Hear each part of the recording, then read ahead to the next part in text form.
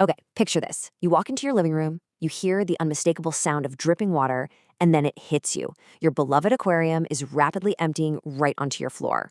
I mean, it is an absolute nightmare scenario, right? Well, in this explainer, we're going to look at exactly how to act as a first responder to a serious household crisis like this. Because when an aquarium fails, it is a full blown emergency for both your home and that super delicate ecosystem living inside the tank. If help isn't available yet, you have got to take decisive, structured action to prevent further harm and keep your tank inhabitants safe. Think about it for a second. If you walked in right now and faced the sheer, unadulterated panic of a 50-gallon water spill just spreading across your living room, what is your very first move? Do you grab a towel? Do you try to catch the fish? Do you just panic? Look, it's completely natural to freeze, but in those critical first few seconds, making the wrong move can turn a messy situation into a genuinely dangerous one. Okay, let's dive into this.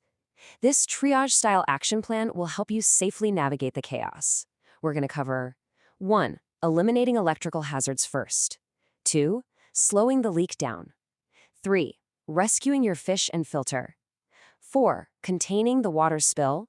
And 5. Assessing and planning repairs. All right, phase 1, and this is the most critical. Eliminate electrical hazards first. It is so tempting to just jump right in, but stepping into standing water or grabbing a wet power cord is literally the absolute wrong move. Water from a tank can easily reach power strips and outlets, and let's face it, fish are terrible electricians. The right action is to unplug the aquarium from the outlet only if it is entirely safe to do so. If the leak has already reached a power source, no way, do not go near it. You need to shut off the power at the main breaker of your home. Seriously, you can't save your fish if you shock yourself in the process. And here's a critical follow-up, and you really have to remember this. Even after you've stopped the flow and that initial adrenaline fades, those wet electrical hazards remain. Do not plug anything back in. Wait until the entire spill is completely cleaned up and every single electrical component is bone dry and verified as totally safe to use. Moving right along, phase 2, slow the leak down. We're shifting from human safety to stabilizing the patients. Experts suggest finding the leak fast. If it's at a seam or near the bottom, your absolute safest move is to act quickly to drop the water level below that damage. Grabbing a clean container or a siphon immediately buys you precious time so you can eventually move your livestock without the tank entirely bursting. And this brilliantly illustrates why we do this. Simple physics, really. Pressure reduction. By decreasing the volume of water inside the tank, you instantly reduce the physical stress pushing against that weak seam or crack. Less pressure on the glass means the leak worsens at a much slower rate, and ultimately, a lot less water floods onto your floor. Okay, phase 3. Rescue fish and filter. Now we focus on saving the ecosystem. You gotta prepare temporary housing and fast. Use a clean bucket or a food-safe tank. Fill it with water straight from the aquarium so the parameters stay consistent, and kind of try to match the temperature as closely as you can. When you gently transfer your fish with a net, make sure to keep the container covered to reduce their stress. So, the crucial point is, prioritize aeration. Even in a temporary bucket, those fish desperately need oxygen while you scramble to handle the rest of the crisis. If you have a battery-powered air pump, now is absolutely the time to use it. You know, it's not just the fish you're rescuing here. Think about all that invisible life in your tank. Beneficial bacteria, live plants, live rock, they are highly sensitive to being out of their established filter system. You must keep them completely submerged in existing aquarium water to preserve that vital biology. For short delays while you manage an emergency, this is for sure the safest approach.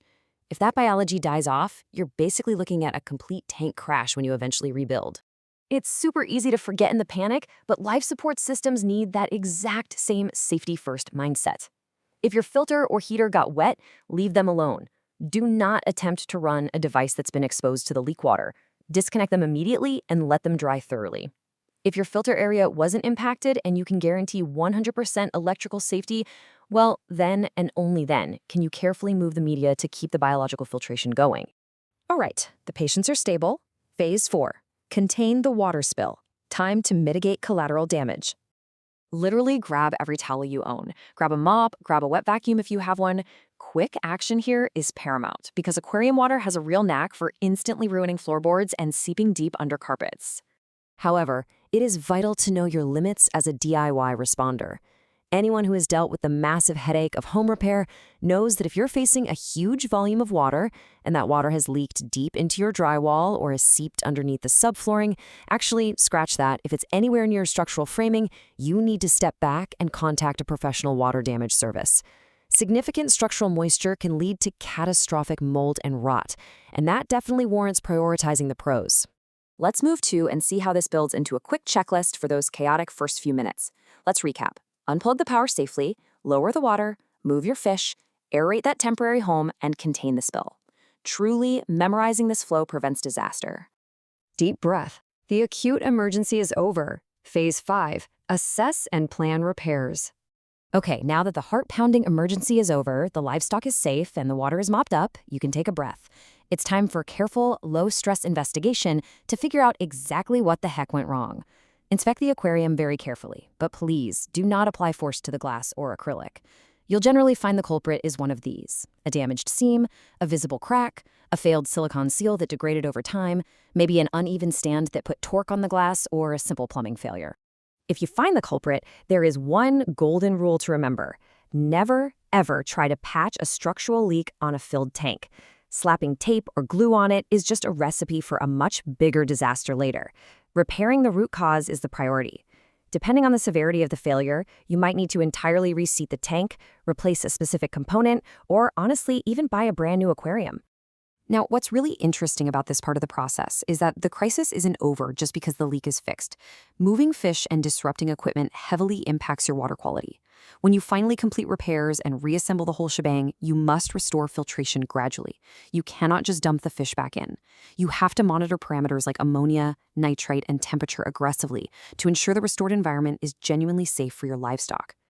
So, we've walked through the emergency response, but it brings up a really important thought to leave you with. Take a hard look at your setup today. Are your seams clean? Is your stand perfectly level? Do you have an emergency plan in place? Seriously, is your aquarium truly secure, or is it kind of a ticking time bomb waiting for a random Tuesday afternoon to let go? Being prepared makes all the difference, so go double-check your tank right now.